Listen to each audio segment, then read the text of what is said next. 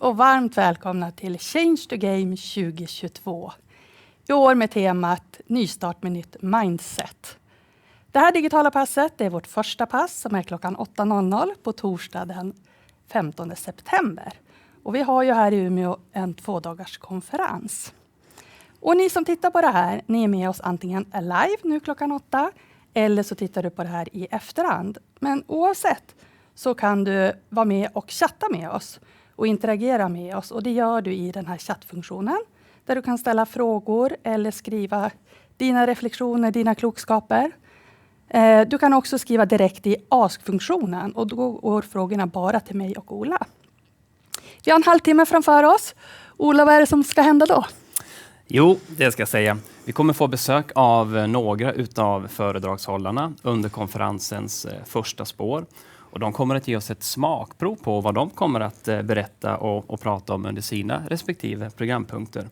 Men först vill vi prata lite med Tom Englén som vi ska kalla in här i studion. Tom Englén är verksamhetsledare på Change the Game. Och han är också huvudarrangör av både konferensen och en rad kringarrangemang under hela veckan. Så välkommen in i studion, Tom. Ja, men tack så mycket. Kul att vi kör igång äntligen. Absolut. Och Tom, jag sa ju där att nystart med nytt mindset, det är temat för årets tema. Vad innebär det? Det var så här när vi satte igång arbetet med årets event i början på året, så landade vi i projektgruppen i att det var lämpligt att ha det temat därför att vi ser ju nu efter pandemin att vi behöver komma igång igen. En del verksamheter har blivit lite sargade, tappat deltagande antal och så vidare. Och överhuvudtaget så måste vi ta nya krafttag för att öka deltagandet och få fler till att få ett fysiskt aktivt liv då. Och då tänker jag att då var det ett passande namn på temat. Nystart med nytt mindset. Fantastiskt. Och tidigare så sa jag konferensens första spår. För det är ju så att konferensen är uppdelad i 3 olika spår. Ta oss igenom dem. Vad kommer hända? Precis. Det första spåret handlar ju om miljöer. Alltså hur kan vi designa fysiska miljöer med hjälp av rörelserikedom som kompass. Och vi kommer få lära oss lite grann, bli påminna om vad är rörelserikedom, vad innebär det här förhållningssättet och hur kan vi använda det i praktiken? Vilka designprinciper kan vi använda? Och det är väldigt spännande tycker jag, för det visar att vi kan göra väldigt mycket mer ibland av mycket mindre. Så lite nya ögon ska ge oss det. Sen så det andra spåret, det är ju aktiviteter nu i eftermiddagen, det vill säga hur kan vi leda och skapa aktiviteter med rörelserikedom som kompass. Och det har visat sig någonting som kan hjälpa alla ledare i vårt samhälle, oavsett om du är förbundskapten eller utbildar pedagoger eller vad du har för roll, eller om nybörjare som ledare, så verkar det kunna hjälpa oss. Jättespännande. Och så imorgon då så har vi ju samverkan och samhällsutveckling. Och det är ju passande för just rörelserikedom är ju väldigt lysande för att jobba just med det. Vi fick ju lära oss tidigt att physical literacy brings everyone to the table. Yep. Så det blir morgondagens. Härligt. Och bara lite kort, berätta lite grann om alla kringarrangemang. För de här digitala passen och konferensen, det är ju inte det enda som händer. Berätta lite kort. Precis, förutom de här utbildningsinslagen så har vi haft fler här lokalt i Umeå under veckan. Specialutbildning med fokus på fysiska miljöer bland annat. Vi har workshops på kvällen där vi går på djupet i hur vi kan designa aktiviteter med hjälp av våra gästande ledande experter.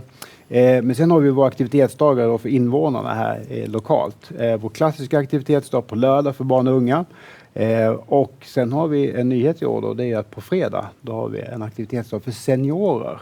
Inte mindre än vår Sofia Åhman tillsammans med Ashley Powell från Kanada. Och sen har vi ett försök också, något vi kallar för det rörelserika stråket, där vi har pimpat ett populärt promenadstråk här i lokala Umeå med lite utmaningar med rörelserikdom som kompass. Så det blir lite annorlunda. Tack så hemskt mycket, Tom. Och med det så bjuder vi raskt in nästa gäst i studion. Det är Dr. Dean Kriellaars från University of Manitoba i Kanada. Och Dean är en av världens mest anlitade experter inom rörelserikedom eller physical literacy som det då heter på engelska. Och Dean har med åren blivit något av en mentor för oss här i Umeå. En mentor och en nestor. Welcome, Dean. Great to be here. It's always a real pleasure to have you here. In the field of physical literacy, there is constant development, right? Yeah, always. Yep. So please tell us about the latest literacy wheel, which helps us understand the basics and the foundation of physical literacy. Yeah, it's you're so right. We develop new concepts all the time, and we get them out slowly in the research literature. But even in my lab, we're daily changing what we do. We have some really cool new engines, or wheels as you're calling it. And the physical literacy engine that we've created is something that can help pedagogues, coaches, parents, teachers, researchers design programming for children. So I like to think of it this way. If you think about making a person sustainable for life, that's really what physical literacy is all about. It's really about making a durable person, a person that lasts like good clothing does. So in this day and age when we're trying to develop economic viability for nations, environmental sustainability, it's equally important to have a concept that allows for human durability or sustainability as well. And this is where physical literacy comes in. So a lot of people ask, because it's not a common word nowadays yet, what is physical literacy? So I'm going to quickly go through some very simple concepts that talk to us about the basic definitions. And so in the United States of America, they created a definition which is quite simple. It was designed for the general public to read about. If you take a peek at it in this slide, it's really about ability, confidence, and a desire to move. And if you look at that definition, your physical ability is just one part of the equation. Confidence is a psychological part, and desire is psychological as well. So when you think about physical literacy, you have to think about more than just movement. You have to think about the brain and how we interact with other people. There's definitions for physical educators. Here's one from the United States.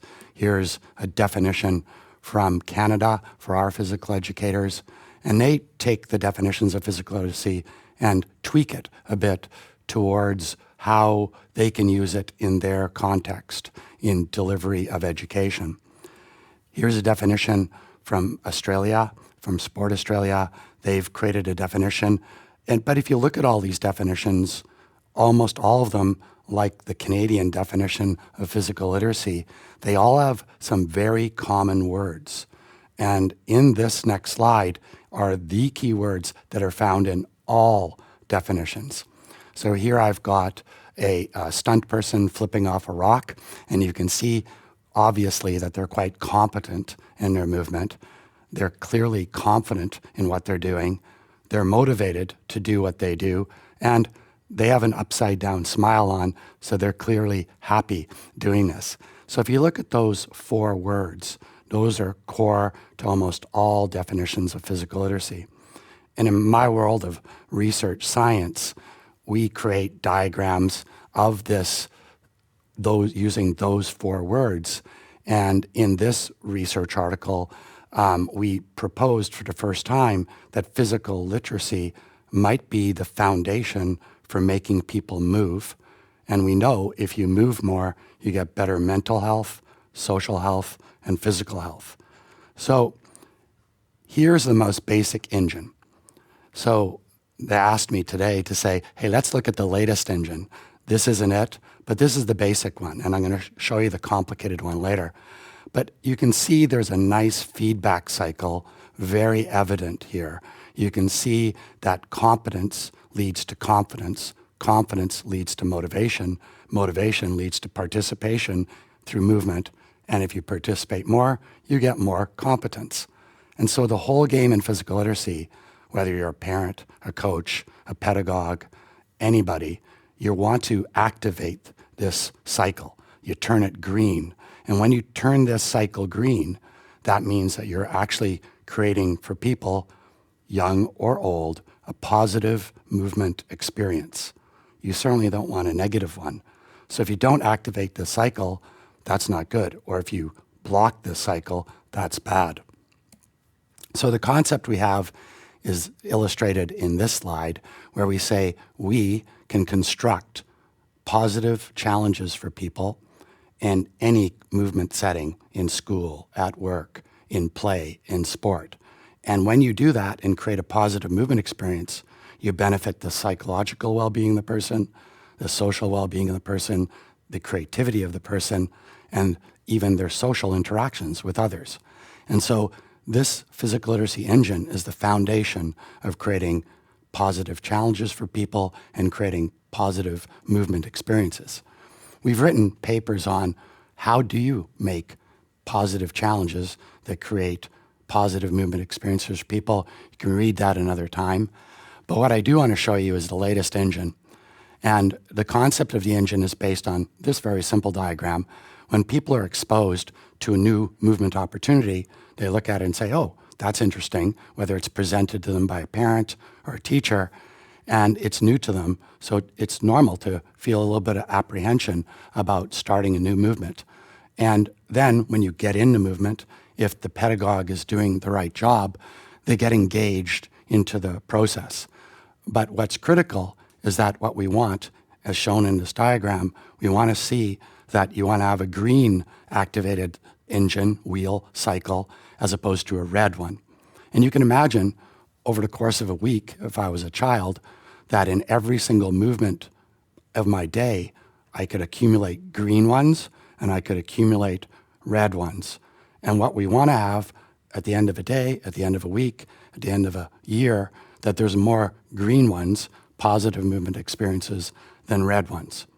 So that's illustrated in this fancy diagram, that in every single movement experience, whether I'm skateboarding at the park, whether I'm in a phys ed class or after school football, I want to have situations that create green in this cycle. So we have positive movement experience, because our research clearly shows the more green you activate in movement experiences, the happier you are with movement.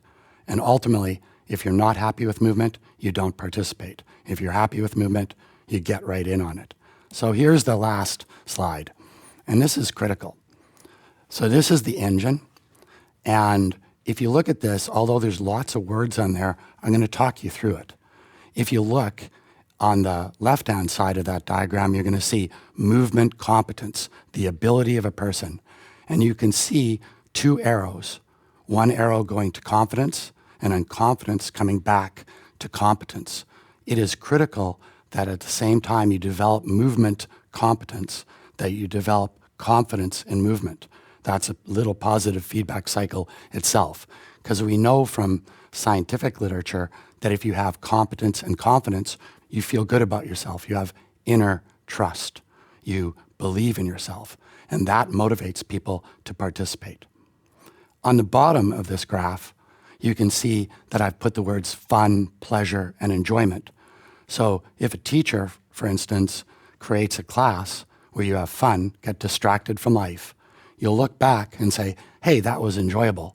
But even better than that, if somebody learns something new, like juggling or whatever they're learning how to do, and they learn, people find learning pleasurable. So pleasure is when you learn something and you get enjoyment from that. So in movement experiences, we want people to experience fun and pleasure. And if you do that, you look back and say, hey, that was enjoyable. And if it's enjoyable, you'll want to do it again. The next one down on this graph is the green lines. And this is really important. In Canadian culture, in Danish culture, in Swedish culture, we believe in trust between people. And that's a critical part of our cultures. And so how we develop trust is through connection. You can get connected to other people. You can get connected to objects. You can get connected to groups. You can get connected to places. I have 3 dogs. I get connected to living things, plants, trees. You'll notice that the green arrow, it's important when we're constructing positive challenge for people that we think about how do people get connected. You might get connected to people, another person to groups. So it's important when we're constructing positive challenges in teaching, in coaching, wherever you're doing it, that we think about finding connections for everybody. Because a basic human need is relatedness. If you can be related to things in this world, you want to be in this world and you want to participate more. So that green arrow feeds back to motivation to continue. So connection is the foundation of the physical literacy engine. And the last one on the bottom, in an orange color, is something that's really important. Because in this day and age, we often tell people what to do. We prescribe, and we say, you should do this. When in actual fact, we should be doing that sometimes, but we also have to allow people to solve problems on their own and make decisions on their own. Because ultimately, teachers or parents aren't going to be there always for people, and therefore they have to become agents of their own activity. So by creating movement experiences where people can make their own decisions, not looking to somebody else, and solve problems, we find that two things happen. They become agents for their own behaviors, they can self-organize their behaviors, and finally, they become creative. They find solutions on their own and don't look to others, and that creates resilient people, people that can overcome adversity. So if you look at this engine, you can really see that all it really is a bunch of arrows driving motivation to be active. And so this engine right here is the latest engine that we have. It's based on publications that we make every year, and each one of those arrows has good science behind it. And so what I do in my research is study how to make all these arrows work better and work together. If you look on the left-hand side of this graph, you're going to see in Sweden, like in Canada, that we have many environments: land, ice, snow, water, air. Those 5 environments, physical environments, you need to activate this engine for. It's not just good enough to teach somebody how to move and be confident to move on land. We all experience ice, so you need to be confident mover on ice. Makes sense. You need to be a confident mover in water. So it's not just good enough to be activating this engine in terms of one environment. You have to activate it for all that people will participate in, so they'll develop their potential and act. The bottom left-hand corner of this graph is what we call the social cultural part of physical literacy. Every Swedish person should be comfortable moving with every other Swedish person, independent of age or independent of ability. So this engine also has to work so we feel comfortable moving in front of all people. So it's not just thinking about moving on your own, it's about moving with others.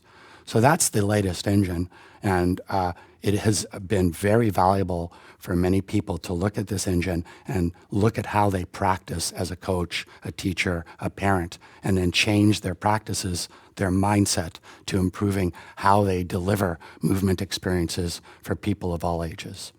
And that's the engine. Thanks a lot. Very interesting. Thank you very much. Yes, thank you, Dean. Och nu ska vi gå över till vår nästa talare, och det är också en internationell gäst. Vi har äran att gästas av Oliver Vanges från LOA-fonden i Danmark.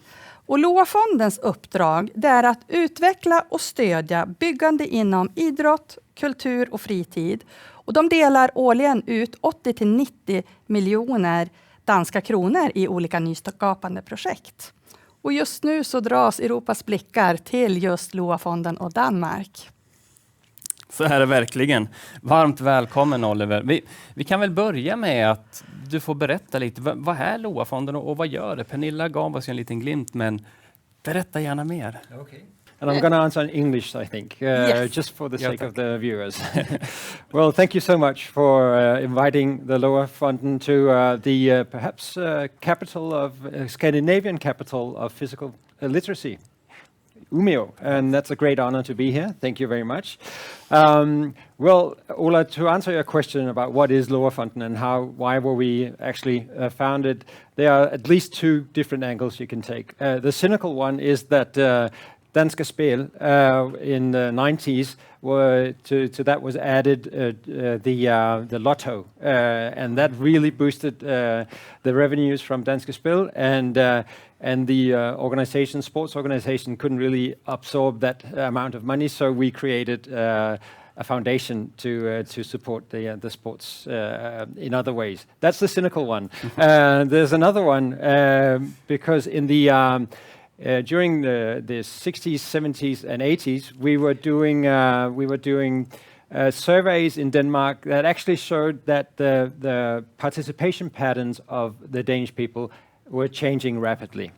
And it became more and more obvious and impossible to ignore that the change in the physical environment wasn't happening on its own. So we had to actually do something to aid the development of the physical environment in sports in Denmark.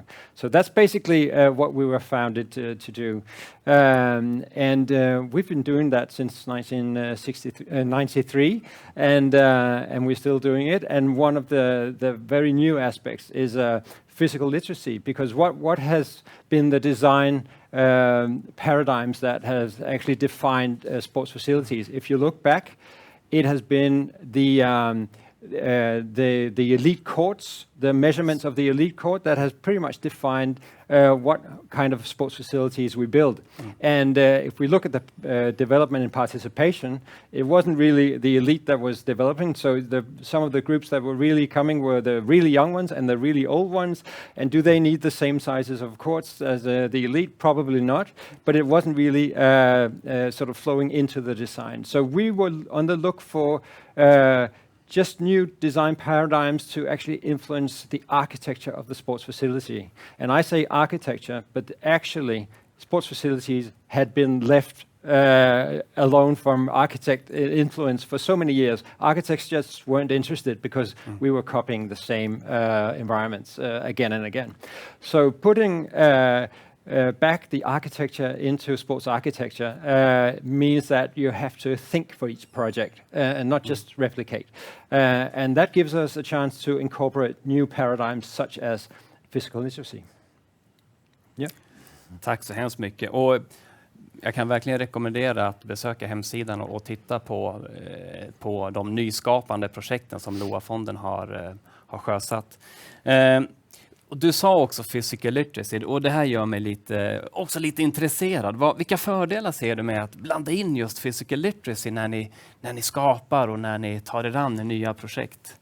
Well, I think physical literacy basically is an opportunity to take all the preconceived notions out of sport design and say, what is movement, what is joy? We just heard before that these are sort of central components in physical literacy, and I think that really gives us a chance to start anew with a new baseline. And also it's very important to remember that just building something doesn't really do anything. So you need to build something that supports and underlines movements that are already happening. So without the organizations, without the people, without the programs, a building is nothing. So we need to be really curious about what do people want to do, how do they do it, and how can we help them with our design to actually fit better into our facilities. That's basically what we're looking for. And physical literacy is a great opportunity to start from scratch and say, what's important here? Tack. Jag sticker in en liten fråga till. Ja. Förlåt. Gör det. Jag blir så nyfiken. Jag vet ju att ni har startat ett nätverk för physical literacy i Danmark också. Vilka är med där? Yeah, I mean, that was a really nice opportunity for us to get into a new circle of defining physical literacy. Because I said Umeå is maybe the Scandinavian capital of physical literacy. It's not as mature in Denmark. So basically, in the network, we have different partners, organizations within sports, within science, coming together to try to make the Danish take on physical literacy, because I think it should be situated. It's certainly a universal notion, but it should also be situated to be relevant. So we're trying to make our own definitions in the network, and of course very much inspired of the work that went before here in Umeå and other places, Canada, Australia, notably. And we're trying to catch up with you guys and see how can we implement physical literacy into the built environment. That's our share in that. Yeah, thank you. Thanks so much. You're welcome. Yeah. Och jag tycker det är så himla spännande när man just försöker koppla ihop physical literacy tillsammans med miljöer, anläggningar, offentliga rum och även övergripande stadsplanering. Och det där är ju någonting som du, Ola, jobbar med i din vardag. Berätta lite grann om det. Det kan jag göra. Ja, men det stämmer. För Umeå kommun har är huvudmän för ett Vinnova-finansierat innovationsprojekt som heter Rörelserika offentliga miljöer. Och där jag är projektledare och delar projektledarskapet med Tom som ni träffade nyss då, från Change the Game. Där försöker vi med rörelserikedom som kompass att utveckla och förnya Umeås offentliga miljöer. Och syftet är helt enkelt att ge barn och unga möjlighet att utveckla ett aktivt och hälsosamt liv. Men även att skapa ett attraktivt och hållbart samhälle. För det kommer som på köpet när man jobbar med physical literacy, övergripande planering, tillit, gemenskap och så vidare. Vi försöker att jobba med 3P, personer, platser och program. Och vi hörde att Oliver var också inne på de tankarna. Program och policies, det handlar om processer som styr oss när vi planerar och bygger staden. Platser, det är egentligen fysisk plats och miljöutveckling och design, absolut, som Oliver också pratade om. Och personer, det handlar om att rusta ledare i Umeå med relevant kunskap och förståelse för att kunna leda den här förändringen som vi tror behövs och som vi tror också kommer att kunna utveckla Umeå som kommun och som samhälle. Och så får jag passa på att säga att projektet är också medarrangörer i Change the Game-veckan. En hel del kring arrangemang och såklart hela konferensen också. Spännande, det är superintressant det här. Det kommer vi prata om mycket under de här dagarna såklart. Men ni är ju precis nu inne i slutfasen i det här projektet. Hur lång tid har ni kvar? Ja, det är inte så himla långt kvar. Det tar slut, vi jobbar någon månad över årsskiftet. Så det är verkligen i slutfasen. Det är verkligen i slutfasen. Några månader. Ja men du, spännande och stort lycka till. Och i slutfasen där är vi även på det här digitala passet. Det här var ju det första digitala passet på våran 2-dagars konferens. Så ni är varmt välkomna att titta och lyssna på våra digitala pass som vi kommer att ha 4 stycken till under de här dagarna. Så tack för nu. Hej då!